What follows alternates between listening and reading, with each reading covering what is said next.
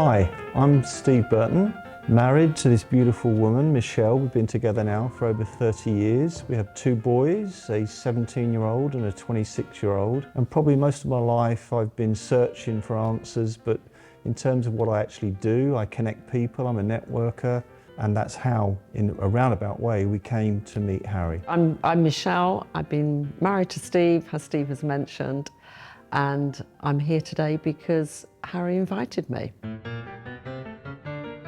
So it came about in a sort of very natural way. Michelle was looking to make some investment. She had a family inheritance, and I was having a conversation, and suddenly this email arrived, which was a link to a possible option to invest. And there was a little clip attached that said the Bullion Club. I'd never heard of the Bullion Club, didn't know anything about it. But we definitely had an idea of potentially investing in gold. So I did some further evaluation, and that's again how I was led to building a connection and relationship with Harry.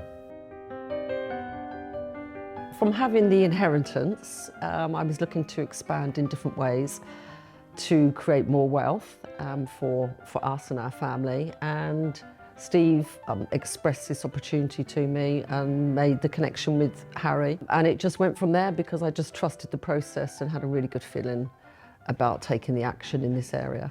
From my perspective, gold has always been known as something that will increase in value.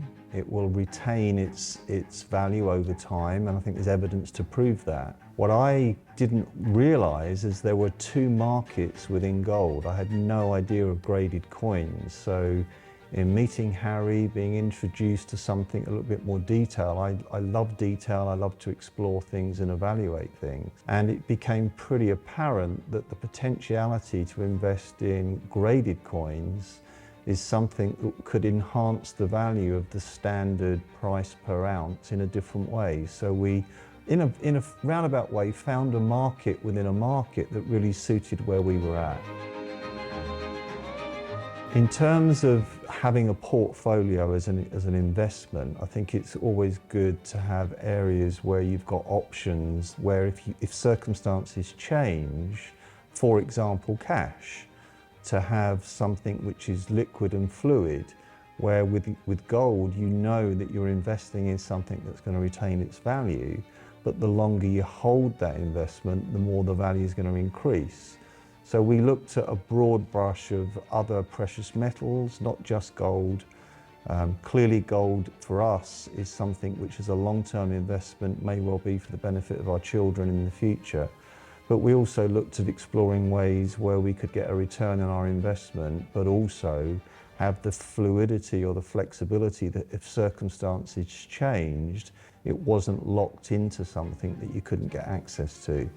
Maybe I could say a lot of uncertainty and change in the world, then to have something that's got more substance and value that, like Steve has just mentioned, could be passed on to our children. I just felt it was just worth taking that action.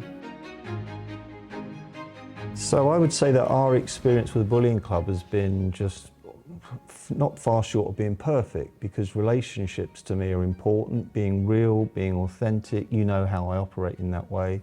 Yeah. And what was so encouraging about the early stages of dealing with Harry is his willingness to A, answer any question, but B, consistently say, look, come down to our premises, meet us. And I'm of the type that I, as you know, relate far more to dealing with men and women in person, yeah, rather than just over a phone or somebody who wouldn't take the time to answer questions. So I feel that that sort of helped you be clearer that it was the right thing to do. But do you want to sort of share what you feel about that? Yeah, I mean, I've kind of noticed today, I keep bringing up this word trust, and I'm very trusting of Steve. So being introduced to the Bullion Club through Steve was obviously the key part.